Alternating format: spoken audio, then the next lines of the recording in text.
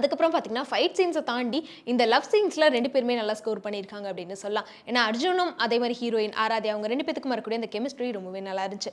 ஹீரோனோட portions வந்து படத்தில் ஒரு பெரிய ப்ளஸ் பாயிண்ட் அப்படின்னு சொல்லலாம். பிகாஸ் அவங்க ஸ்டார்டிங்லேருந்து ரொம்ப க்யூட்டான ஒரு ஹீரோயினா லவ் சீன்ஸ்லாம் ரொம்ப நல்லா பண்ணியிருந்தாலும் செகண்ட் ஆஃப் அப்படின்னு பார்க்குறப்ப அந்த குழந்தைங்களுக்காக போராடுறதா இருக்கட்டும், இல்லை அங்கே பிரச்சனைகள் நடக்கிறப்ப அந்த இடத்த வந்து எப்படி ஃபேஸ் பண்ணுறாங்க அப்படின்னு சொல்லிட்டு ரொம்பவே தைரியமான ஒரு பொண்ணை செகண்ட் ஆஃப்ல காமிச்சிருப்பாங்க.